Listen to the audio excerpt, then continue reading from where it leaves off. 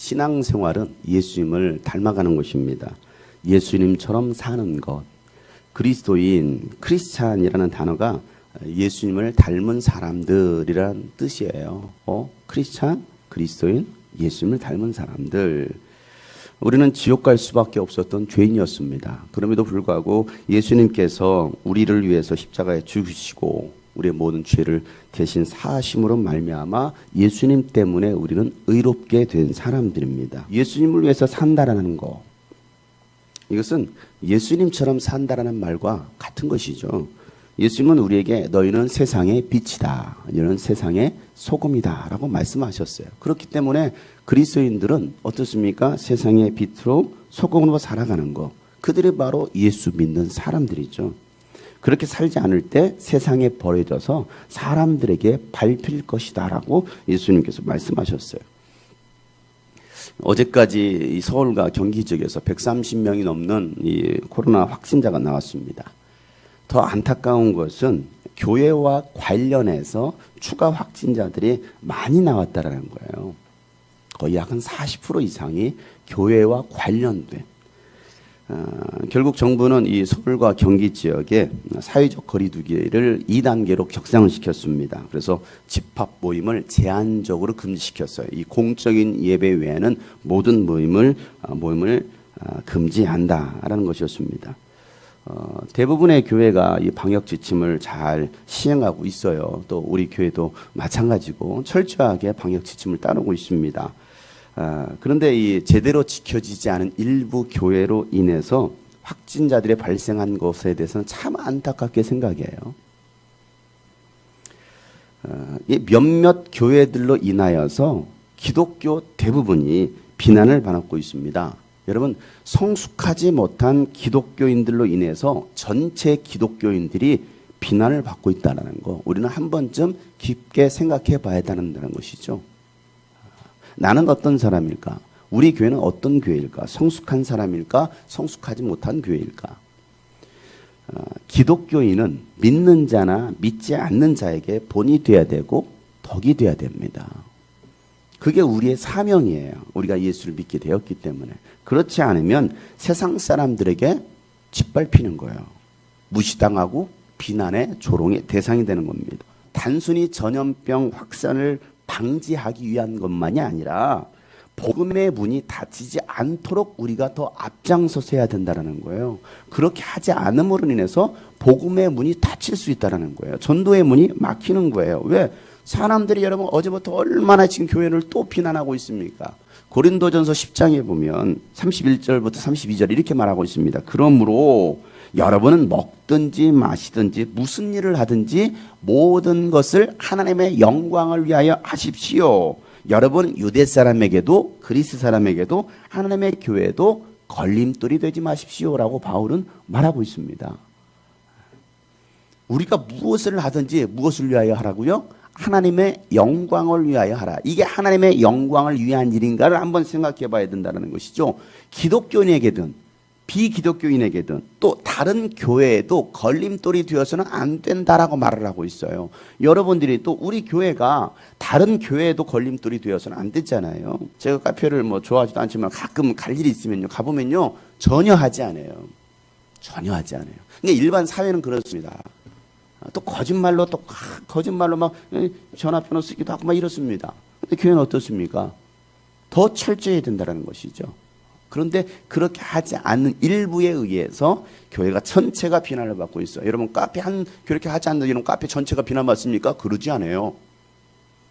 그렇지 않잖아요. 세상에서 어디에서 그렇게 한 걸로 인해서 여러분 전체가 비난받습니까? 그러지 않아요. 그런데 교회 한두 교회가 그런 걸로 인해서 여러분 뉴스에 나보세요. 전체 교회가 비난받습니다.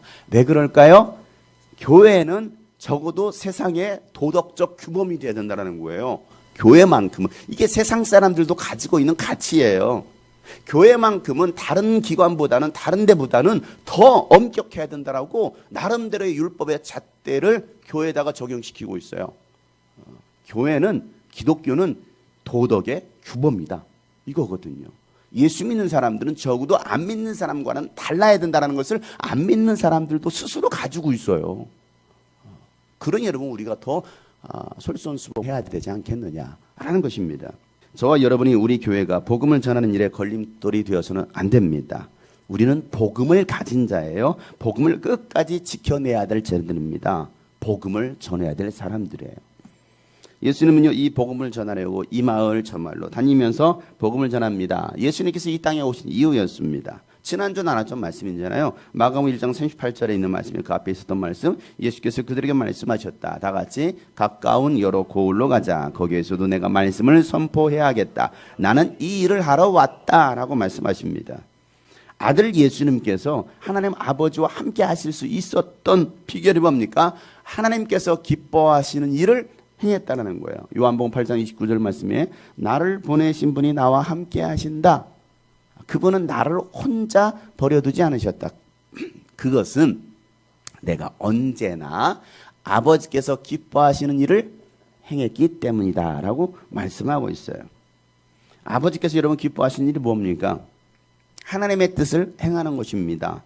그 뜻은 나에게 주신 사람을 한 사람도 잃어버리지 않고 구원하는 거. 이게 하나님 아버지의 뜻이었다라고 예수님은 요한복음 6장에서 이렇게 말씀하시죠. 그것은 내가 내 뜻을 행하려고 하늘에서 내려온 것이 아니라 나를 보내신 분의 뜻을 행하려고 왔다. 나를 보내신 분의 뜻은 시작. 내게 주신 사람을 내가 한 사람도 잃어버리지 않고 마지막 날에 모두 살리는 일이다 라고 말씀하십니다.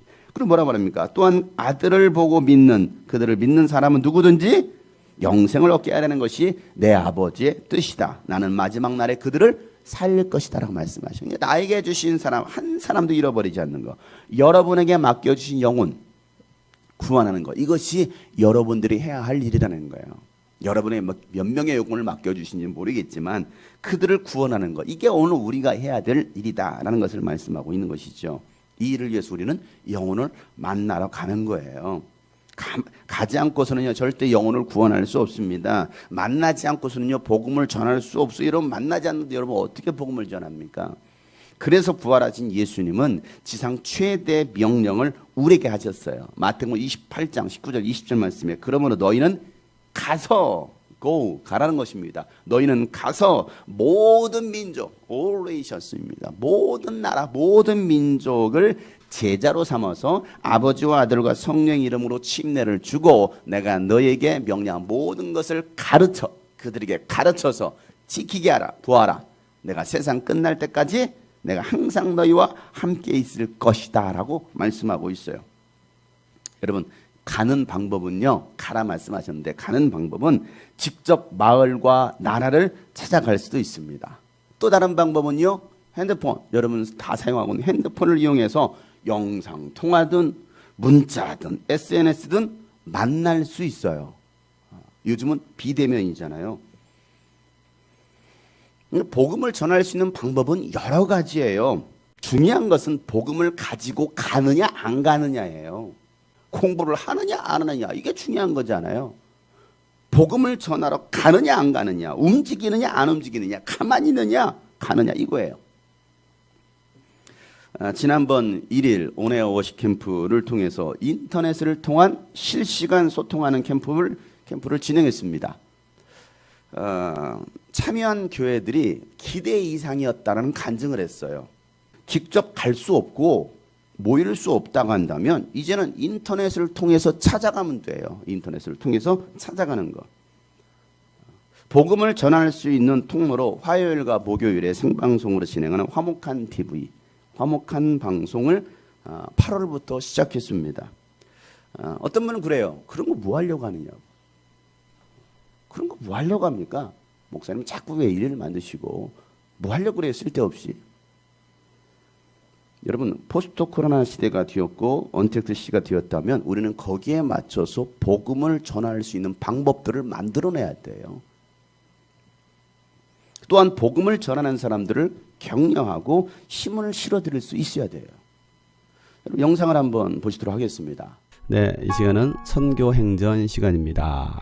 네, 스타바이디 안녕하십니까. 저는 라오스를 지키고 있는 김요 선교사라고 합니다. 지금 현재 33가정의 장애인 가정들을 섬기고 있는데 학교도 다 막히고요. 한학교도 다 막힌 상태이기 때문에 완전 고립무원 상태입니다. 코로나 때문에 팀들이 전혀 이 땅을 밟지 못하고 있는데 이런 시간들을 통해서 오히려 그동안 휴인들이 찾아오는 것들이 얼마나 행복하고 아름답고 저희에게는 황홀한 시간이었는지 지금 깨닫게 되는 시간들이었습니다. 매주 한 3, 40명 참여하죠, 예배에. 아닙니다. 목사님 거의 평균 50명입니다. 50명 참여해요, 주일날?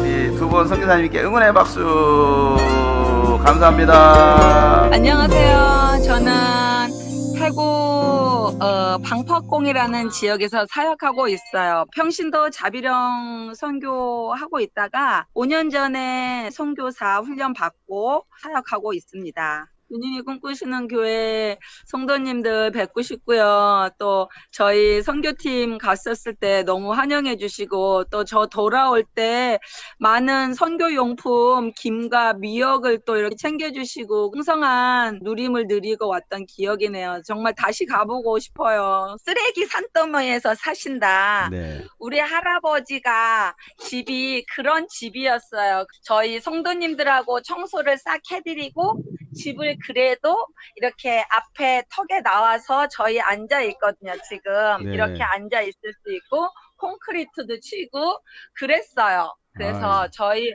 할아버지는 예수님 영접하신 지 제가 여기 청소해드리고 집을 지어드리고 복음 전해서 영접하신 지 지금 3달 정도 안 되셨어요. 네, 사와디캅. 우리 할아버지는 지금 눈이 한쪽이 안 보이세요. 다 실명되셨고요. 한쪽 눈은 반만 이렇게 보이세요. 이렇게 대화를 하니까 재밌으시대요. 그래요. 예수님 잘 믿으면 하나님께서 축복해 주실 거라고 또 구원해 주신다고 전해 주시면 좋겠어요. พระเจ้าให้รอดพระเจ้าอวยพรค่ะไปสวัสดีค่ะไป사와디캅. กินแตงโมสวัสดีค่ะก่อนสวัสดีค่ะ 사와디캅. น้ำสวัสดีค่ะ 백설공주. อยู่มาอยู่นะสวัสดีค่ะ 웃기만 하고 있어. 우리 할아버지 믿음 가지시면서 여기 교회로 하시겠다고 하셨어요. 말씀을 받으신 분들이 정말 이 복음의 사명자가 되실 수 있도록 우리 아이들도 주님의 강권한 능력으로 우리 아이들이 주님 만나고 성령 받아 증인되는 사역자들이 나왔으면 좋겠다. 기도를 부탁드려요. 우리 방파콩의 우리 이우옥임 선교사님이었습니다. 건강하시고 소스 감사합니다. 화이팅. 사랑합니다. 네, 축복합니다. 축복합니다. 정말 복음이 필요한 많은 세계 열방이 있습니다. 그 땅을 우리가 가지 못한다면 여러분 기도로 후원하시고 또 물질로 후원하시고.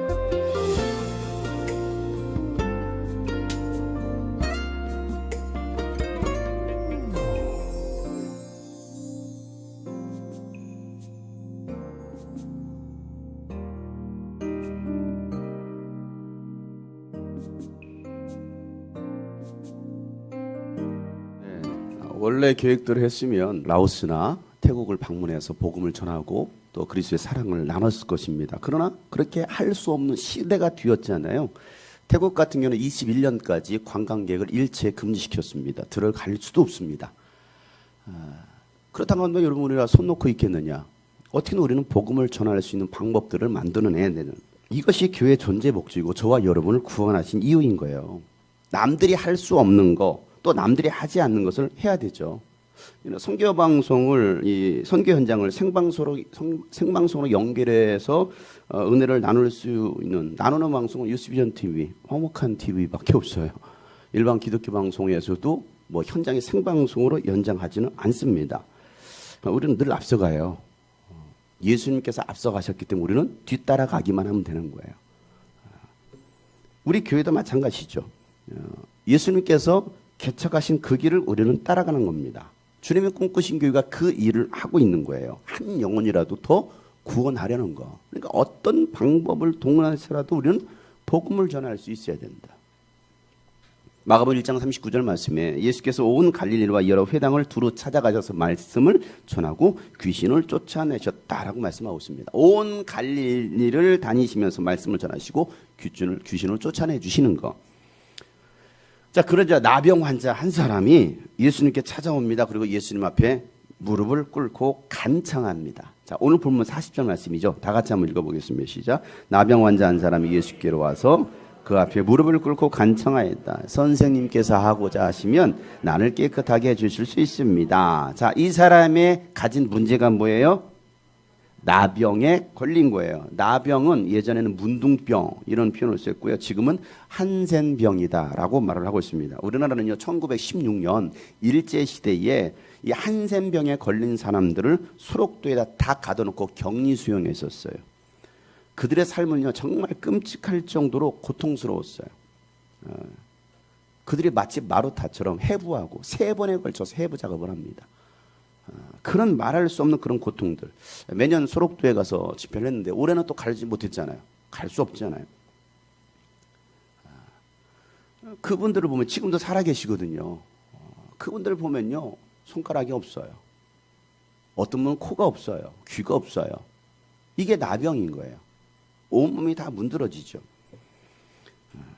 지금은요 이 나병을요 알약 하나로 고칩니다.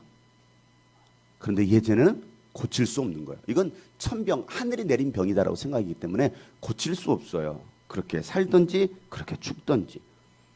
레위기 13장과 14장에 보면요, 이 나병 환자에 관한 말씀이 자세히 나왔어요. 우리가 지난 우리 성경 통독 때 이 부분을 읽었거든요.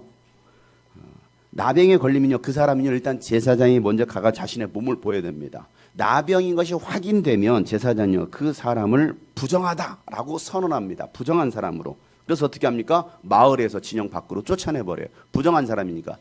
왜요? 감염되면 안 되잖아요. 공동체가 감염이 되면 안 됩니다. 그래서 자가격리를 시키는 거. 지금도 마찬가지 코로나에 걸리면 확진되면 어떻게 됩니까?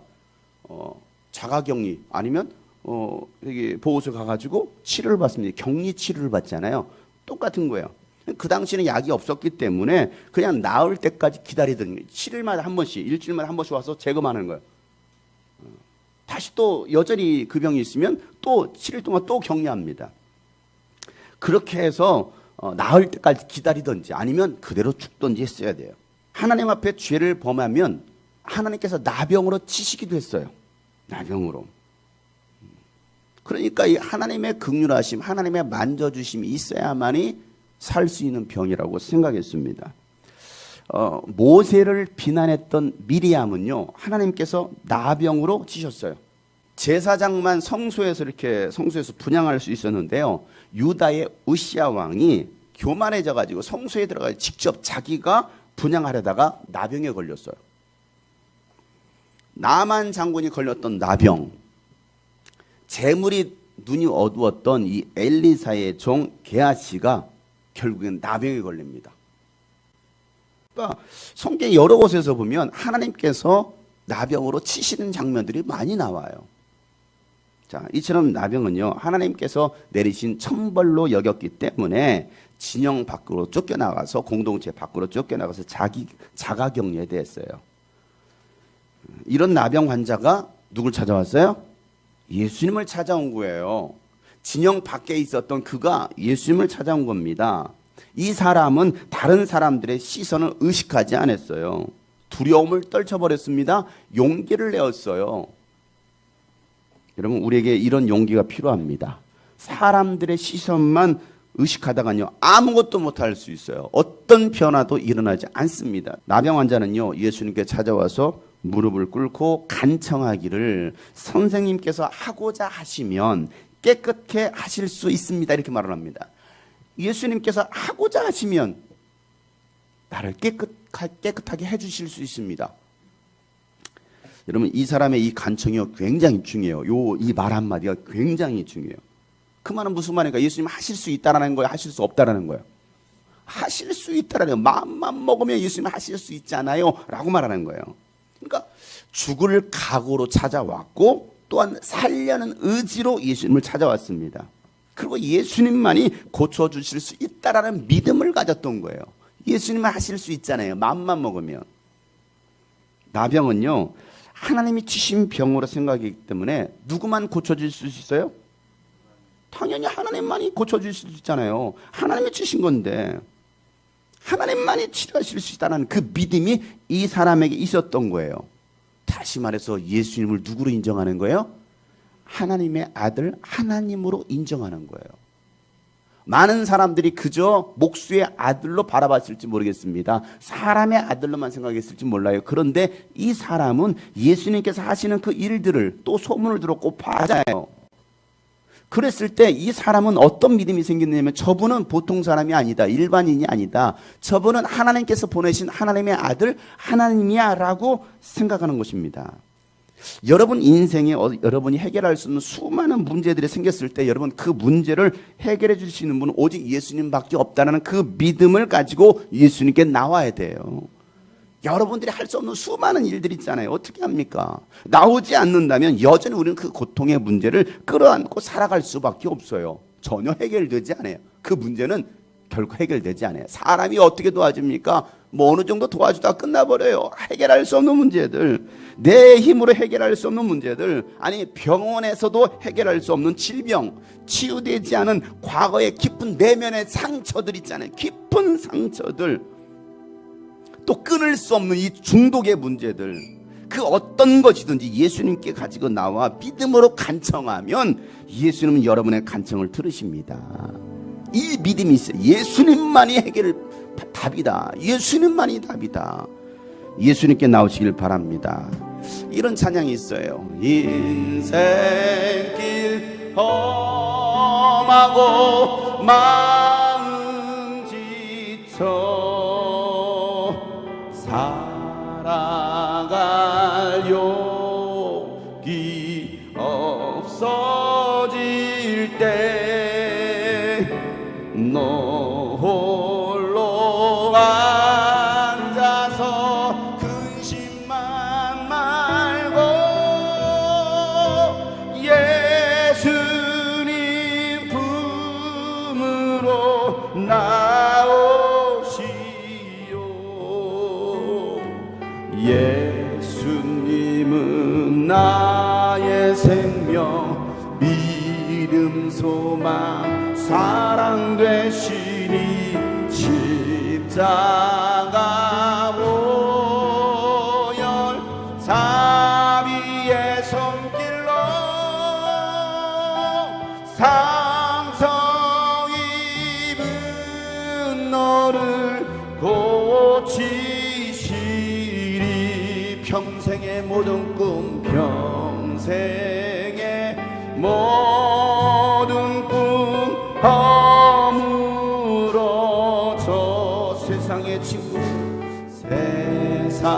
세상의 친구 다 떠날 때 어둠에 앉아서 울지만 말고 어둠에 앉아서 울지만 말고 예수님 품으로 나오시오. 어두운 밤 지나면 새날 오고 어두운 밤 지나면 새날 오고 겨울이 가면 봄이 오고 겨울이 가면 이 세상 슬픔 다 지나고 나면 이 세상 슬픔이 지나고 나면 광명한 새날이 다가오. 그렇습니다. 예수님은 나의 생명입니다. 예수님은 나의 생명, 믿음, 소망, 사랑 되시니 십자가 보혈 자비의 손길로 상처 입은 너를 고치시. 상처 입은 나를, 상처 입은 너를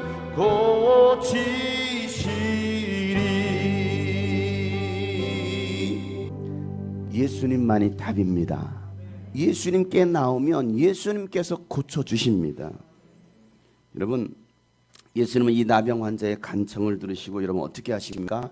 예수께서 그를 불쌍히 여기시고 손을 내밀어 그에게 대시고 말씀하셨다. 그렇게 해주마 깨끗하게 되어라. 여러분 그를 불쌍히 여기십니다. 이 불쌍히 여긴다라는 말에 아유 저 사람 참 불쌍해. 아유 안 됐어 라고 말하는 그런 의미가 아니에요. 이 불쌍히 여긴다라는 단어 compassion 동정하다 공감하다입니다. come 함께한다라는 것이거든요. passion 고통입니다. 다시 말해서 무슨 말이에요? 고통을 함께하겠다라는 것이 바로 불쌍히 여기는 것입니다. 히브리어로 라함이라고 합니다. 라함이라는 이 람이라는 단어는요 어머니의 자궁이라는 뜻이에요. 이게 어원과 같습니다. 이 말이 무슨 말입니까? 예수님께서 그 사람을 불쌍히 여기셨다라는 것은요 히브리어로 멜라헴입니다. 멜라헴. 어머니의 희생으로 아이를 자녀를 품잖아요. 이 어머니의 희생이 아니고서 할 수 없는 거거든요. 어머니의 희생으로 아이를 품듯이 너의 고통이 나의 고통이 되고 너의 슬픔이 나의 슬픔, 너의 상처가 나의 상처가 된다라는 것이 바로 불쌍히 여긴다는 의미예요. 단순히 저 사람 참 불쌍해 이런 차원이 아니에요.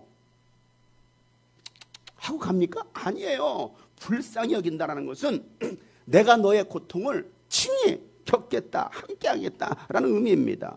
그래서 히브리서 4장 15절 말씀에 보면 우리의 대제사장은 우리의 연약함을 동정하지 못하시는 분이 아니라 보세요. 동정하지 못하시는 분이 아닙니다. 그 말은 무슨 말입니까? 동정하신다라는 거거든요. 그는 모든 점에서 우리와 마찬가지로 시험을 받으셨다. 그러나 죄는 없으신 분이시다라고 말씀하고 있어요. 예수님은요 여러분의 아픔을 다 아십니다. 여러분의 무엇 때문에 힘들어하시고 무엇 때문에 고통 가운데 있는지를 다 아십니다. 아픔을 아시기 때문에 예수님께서 먼저 뭐 하시는 거예요? 손을 내미시는 거예요. 이것이 긍휼히 여기는 거, 불쌍히 여기는 겁니다. 뭐 하는 게요? 손을 내미는 것입니다. 오늘도 예수님은 여러분에게 손을 내미십니다. 손을 내민다는 건 그 사람 몸에 손을 댄다라는 거예요. 그 사람 몸에 손을 대는 거예요. 예수님께서 손을 내미시고 그에게 대시는데요. 여러분 우리가 볼 때 이 장면은 정말 굉장히 참 감동적이다라고 생각할 수 있어요. 그런데 유대인의 시선으로 봤을 때는 이상한 거예요. 왜 이상합니까? 나병은 부정한 병입니다. 자, 예수님은 거룩하신 분입니다. 거룩하신 분이 부정한 사람에게 손을 대는 거. 여러분 그럼 어떻게 될까요? 율법을 어기게 된 겁니다. 그런데도 부정하게 되는 일을 예수님께서 일부러 하십니다. 부정하게 되는 걸 예수님이 일부러 하시는 거예요. 왜? 예수님께서 그 일을 위해서 오셨기 때문에 그래요. 여러분 거룩하신 하나님께서 이미 부정한 자처럼 인간의 몸으로 오셨잖아요. 하나님이 인간 되신 것 자체가 이상한 거예요. 어떻게 거룩하신 하나님이 부정한 인간이 됩니까? 그렇다고 여러분 예수님께서 죄인 되셨습니까? 아니잖아요. 여전히 거룩하신 참 하나님이십니다.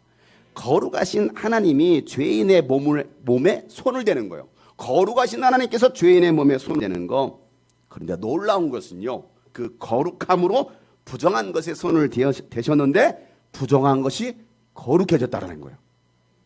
이게 차이인 거예요. 이게 차이. 병이 나왔어요. 병이 나왔어. 거룩한 능력으로 부정한 것을 고치신 겁니다. 율법으로는 할 수 없었던 것을 복음으로 병을 고치신 거예요. 자, 이 42절 말씀 다 같이 시작. 곧 나병이 그 사람에게서 떠나가고 깨끗하여진지라 라고 말씀하고 있습니다. 이런 능력이 여러분에게 나타나야 됩니다. 예수 그리스도의 복음을 가진 사람이라면 이 마음, 이 능력으로 부정한 사람들을 고쳐줘야 됩니다.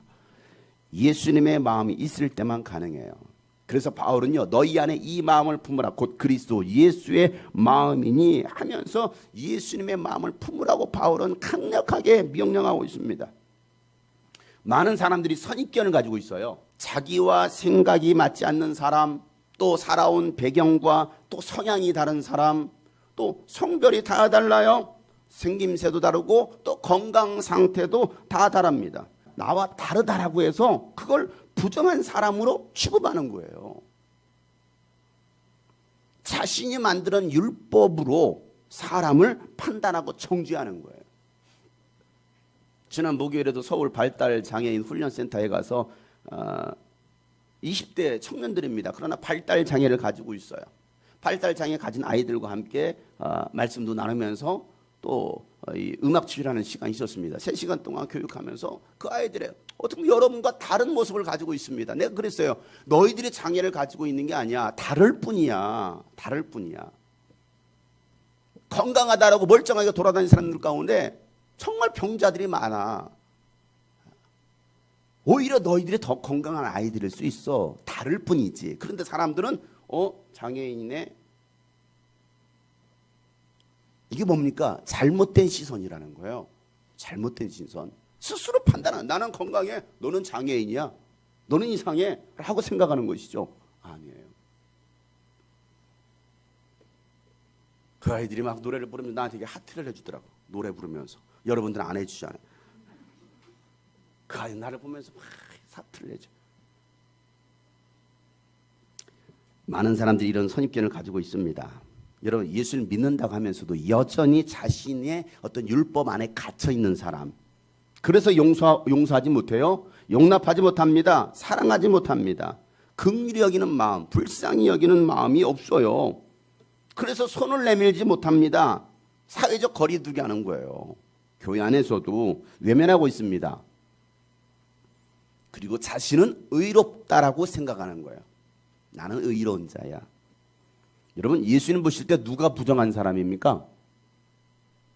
누가 부정한 사람이에요? 이런 사람들을 예수님께서 누가복음 18장에 보면 비유로 말씀하십니다. 스스로 의롭다라고 확신하고 남을 멸시하는 몇몇 사람에 대하여 예수님께서 이 비유를 말씀하시고, 스스로 의롭다라고 확신하는 거죠. 나는 의로운 사람, 나는 저 사람보다는 내가 착한 사람이야, 내가 선한 사람이야, 스스로 그렇게 확신하고 있는 사람들. 두 사람이 기도하러 성전에 올라갔습니다. 한 사람은 바리새파 사람이었고 다른 한 사람은 세리였습니다. 바리새파 사람은 서서 혼잣말로 이렇게 기도합니다. 하나님 감사합니다. 나는 남의 것을 빼앗는 자나 불의한 자나 간음하는 자와 같은 다른 사람들과 같지 않으며 더구나 이 세리와는 같지 않습니다. 나는 일에 2번씩 금식하고 내 모든 소득의 11조도 바칩니다. 그런데 세리는 멀찍이 서서 하늘을 우러러볼 엄두도 못 내도 가슴을 치면서 아 하나님, 이 죄인에게 자비를 베풀어 주십시오 하고 말하였다. 내가 너에게 말한다. 의롭다는 인정을 받고서 자기 집으로 내려간 사람은 저 바리새파 사람이 아니라 이 세리다 라고 말씀하셔요. 누구든지 자기를 높이는 사람은 낮아지고 자기를 낮추는 사람은 높아질 것이다 라고 예수님 말씀하십니다. 스스로 자신은 의롭다라고 생각했지만 하나님은 아니, 너는 의롭지 못해 라고 말씀하시고, 스스로 나는 죄인입니다라고 자신을 낮췄던 그는 너는 의로워졌어 라고 하나님께서 인정하신다는 거예요. 예수님께서 그러셨듯이 먼저 손을 내미는 사람이 자기를 낮추는 사람입니다. 그 사람의 죄가 사함 받는 거예요. 저와 여러분은 누구도 손가락질할 자격이 없는 사람들이에요. 우리는 그저 죄인이에요. 먼저 손 내밀어야 될 사람입니다. 그런데 우리는 손 내밀지 않아요. 아, 저 사람이 손 내밀기 전에 나는 절대 손 내밀지 않았어. 저 사람이 굉장히 스스로 의로운 척하고 있어요. 잘못된 생각입니다, 여러분. 병 고침받은 그에게 예수님은요, 아무에게도 말하지 말라라고 아주 신신히 당하십니다. 그때 예수께서 그에게 말씀하시다. 아무에게도 아무 말도 하지 말아라. 가서 제사장에 네 몸을 보이고 네가 깨끗하게 된 것에 대하여 모세가 명령한 것을 바쳐서 사람들에게 증거로 삼도록 하여라. 여러분, 제사장은요, 나병 환자가 왔을 때 딱 상태를 보고 다 나았으면 아, 이제는 정하다라고 선언해 줍니다. 여전히 남아있으면 이 사람 여전히 부정하다라 말할 때 다 나으면 정하다라고 말하면 그래서 다시 공동체 안에 들어오게 하는 것이죠. 그리고 다 나았을 때는요, 반드시 레위기 14장에 보면 모세가 명령한 속죄제물과 속건제물을 바치게 되어 있습니다. 그래서 제물을 바침으로 하나님께 죄 용서를 받고 사람들에게는 병이 나았다라고 해서 이제 나는 정한 사람이 되었습니다라고 선언하는 증거를 삼는 것입니다. 그러니까 죄를 용서해 주시고 병을 낫게 해주신 것에 대해서 하나님께 감사하는 것. 여러분, 예수님도 율법을 무시하지 않으셨어요. 야, 율법 무시하지. 아니, 가서 제자는 볼 거 없어. 너 나은 거야. 그냥 이렇게 말씀하시지 않아요. 율법대로 가서 모세에게 명한 그 제물을 하나님께 바쳐. 그리고 증거로 삼아라고 말씀하고 있습니다. 그러나 여러분, 율법이 병을 낫게 한 것이 아니라 복음이신 예수님께서 낫게 하신 겁니다. 병에서 나은 사람은요, 제사장에 가서 몸을 보입니다. 그리고 나서 온 동네에 다니면서 병 나은 것을 막 간증하고 다닙니다. 자, 예수님은 다른 사람들 가서 말하라고 했어요? 하지 말라고 했어요? 하지 말라고 막 동네방네 다니면 막 소문을 내기 시작하는, 내가 병이 나았습니다. 예수님이 나의 병을 고쳐주셨습니다. 막 얘기하는 거. 예수님이 하지 말라고 했는데 하고 다녀요. 자, 45절 다 같이 한번 시작. 그러나 그는 나가서 모든 일을 널리 알고 그 이야기를 퍼뜨렸다. 그러므로 예수께서는 드러나게 동네로 들어가지 못하시고 바깥 외딴 곳에 머물러 계셨다. 그래도 사람들이 사방에서 예수께로 모여들었다. 막 얘기가 다니네. 예수님 이걸 기대하셨을까요? 원래 사람은 말하지 말라면 더 말하기를 좋아하지. 그러니까 야, 하지마. 가서 열심히. 그럴 여름 예수님께서 그렇게 말씀하셨을까요? 아니에요. 그럼에도 불구하고 이 사람은요, 자기가 나은 것이 너무나 놀랍고 기뻐가지고 동네만, 내가 나았어요. 내가 병이 나았어요. 어떻게 나았는데? 저분이 예수님께서, 나사렛 예수님께서 나의 몸에 손을 대시고 내가 병이 나았어요. 그거 율법 어긴 거 아니야? 이상하네? 그러면서 예수님이 증거가 됩니다. 그래서 많은 사람들이 그 사람의 말을 듣고 예수님을 찾아오는 거예요. 근데 예수님은 어떻게 합니까? 또 외딴 곳을 피하시면서 조용히 있기를 원하셨지만 사람들이 막 몰려오는 장면. 여러분, 왜 예수님께서 그에게 일어난 일을 사람들에게 알리지 말라고 했을까요? 이유가 있어요. 아직 때가 되지 않은 거예요. 예수님이 하나님의 아들이신 것이 세상에 드러날 때가 되지 않은 것입니다. 지난번 귀신을 쫓아내 주신다며도 뭐라고, 귀신이 막 당신 거룩하신 하나님의 아들이십니다. 그때 예수님 뭐라 말씀하셨습니까? 그래, 더 크게 얘기해라. 사람들이 듣도록 하셨습니까? 잠잠해. 하지마. 그런 말 하지마. 라고 잠잠하게 하셨습니다. 이 사람에게도 동일한 거예요. 말하지 말라라는 거예요. 예수님이 하나님의 아들을 드러내시는 사건은 언제냐? 바로 십자가에서 죽으시는 날인 거예요. 아직 나의 때가 되지 않았다는 것이죠. 그러니 말하지 말라는 거예요. 그럴 때가 내가 때가 되지 않은데 죽을 수도 있다. 말하지 마라. 여러분, 지금은 예수님의 일을 아무에게도 말하지 않을 때가 아니라 모든 사람들에게 알려야 될 때입니다. 그래서 우리는 예수님 다시 오심을 준비해야 돼요. 사랑하는 성도 여러분, 예수님의 마음을 가지고 병들고 소외되고 눌린 자들에게 찾아가서 손을 내미시기를 바랍니다. 그들의 아픔이 나의 아픔이 되고 그들의 상처가 나의 상처가 되고 그의 고통이 나의 고통이 되고 그의 기쁨이 나의 기쁨이 될 수 있도록 여러분 다가가시길 바랍니다. 손을 내미는 거예요. 여러분, 사연은요 갈수록 폐쇄적으로 바뀝니다. 계속 더 거리두기 하라고 말합니다. 언택트 시대라고 여러분 대면하지 말라고 말합니다. 먼저 손 내밀지 말래요. 감염된다고. 그러나 여러분, 이럴 때일수록 먼저 손 내밀고 먼저 위로하고 먼저 격려하여 이렇게 세워주시길 바랍니다. 그럴 때 주님이 역사하시는 거예요. 여러분, 모두가 힘든 시기를 우리는 살고 있습니다. 그럼에도 이 믿음의 사람들이 먼저 서로 손잡고 버티고 이겨내야 할 때입니다. 그것을 가능케 할 수 있는 것은요 예수님의 마음뿐입니다.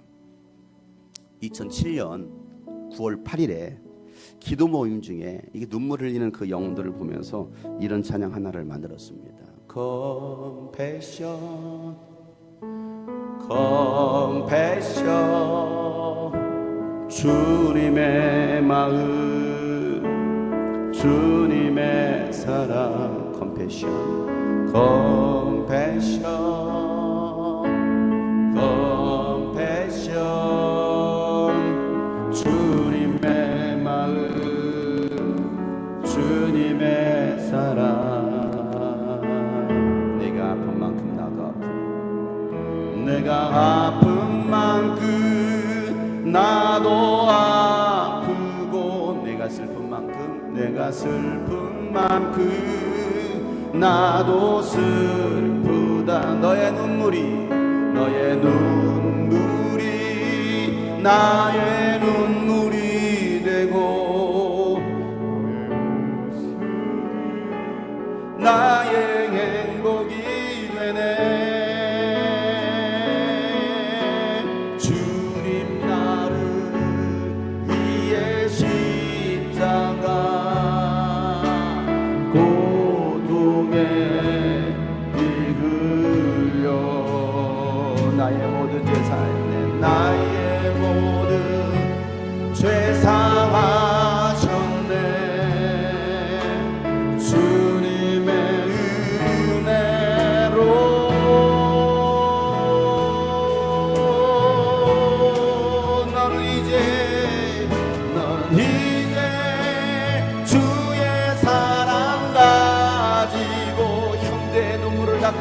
가져라 형제의 눈물 닦아주어라. 내가 너의 눈물 닦아줬듯이 너는 주 사랑 나누어라.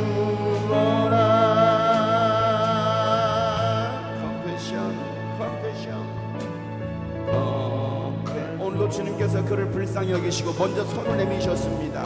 이 주님의 마음을 우리가 가져야 됩니다. 주님의 마음, 주님의 사랑. 컴패션, 컴패션,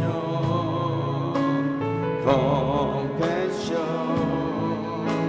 주님의 마음, 주님의 사랑. 내가 아픈 만큼, 내가 아픈 만큼 나도 아프고, 내가 슬픈 만큼 내가, 주님은 여러분의 아픔과 슬픔을 아십니다. 우리가 그 주님의 마음을 가지고 너의 눈물이 나의 눈물이 되고, 주님께서 우리를 위해서 대신 눈물을 흘리고 계십니다. 그 주님 앞에 나아가세요. 주님께로 돌아오세요. 주님께서 여러분 가운데 기쁨을, 치유를 회복하실 것입니다. 주님 나를 위해 십자가, 주님 나를 위해 십자가 고통의 길 흘려 우리의 모든 죄를 사하셨습니다. 우리를 정결케 하시는 하나님, 부정한 자를 성하게 하시는 하나님, 주님의 은혜로 너희는 가라. 주님 말씀하십니다. 너는 이제 주의 사랑 가지고 형제의 눈물 닦아줘라. 형제의 눈물 닦아주어라. 내가 너의 눈물 닦아줬듯이 너는 주 사랑, 너는 이제 주의 사랑 가지고, 너는 이제 주의 사랑가. 여러분, 우리가 먼저 손을 내밉시다. 형제의 눈물을 닦아줍시다. 아픈 사람을 만져줍시다. 치료해줍시다. 내가 너의 눈물 닦아줘. 그렇습니다. 예수님의 마음을 가지고 내가 먼저 손을 내밀게 하여 주시옵소서.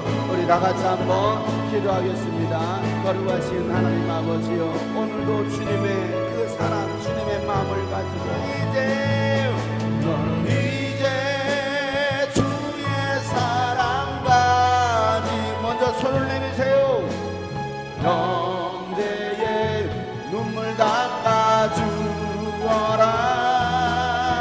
내가 너의 눈물 닦아줬듯이 너는 주 사랑 나누어라. 너는 주 사랑 나누어라. 너는 주 사랑 나누어라. 하나님 아버지, 우리가 그 주님의 마음을 가지고 아픈 사람들을 찾아가게 도와주옵소서. 상처 있는 사람, 고통 가운데 있는 사람들을 찾아가 손을 내밀며 그들을 위로하고 축복하게 하여 주옵소서. 하나님, 그들의 아픔과 모든 상처가 하나님 치유되게 하여 주시옵소서. 하나님, 우리가 문제를 가지고서 눈물만 흘리고 고통스러워하는 것이 아니라 사람들의 시선을 의식하지 않고 주님 앞에 더 담대히 나와 주님 고쳐 주옵소서. 주님만이 하실 수 있습니다. 주님 간청하오니 나를 치료하여 주옵소서. 주님 앞에 부르짖어 기도하는 우리 모든 하나님의 사람들 되게 하여 주시옵소서. 하나님, 이 민족이 많은 고통 가운데 있습니다. 어려움을 당했습니다. 아픔 가운데 있습니다. 주님께서 손 내미시고 만져주셔서 하나님 이제는 그 고통에서 하나님은 자유하게 도와주시고 하나님의 위로와 평강이 저들의 삶에 우리 민족 가운데 또 한국교회에 임하게 도와주시옵소서. 오늘도 주님의 은혜에 감사함으로 귀한 예물을 드립니다. 이 예물을 받으시고 이 예물을 통하여 주님의 나라가 세워지게 하여 주시옵소서. 이제는 우리 구주 예수 그리스도의 은혜와 하나님 아버지 놀랍고도 지극하신 사랑과 성령님의 감화 감동교통 충만하심이 오늘도 주님의 마음 긍휼의 마음을 가지고 세상을 향하여 나아가기를 결단하는 모든 하나님의 사람들 머리 위에 이제부터 영원토록 함께 하시기를 간절히 축복하며 기도하옵나이다.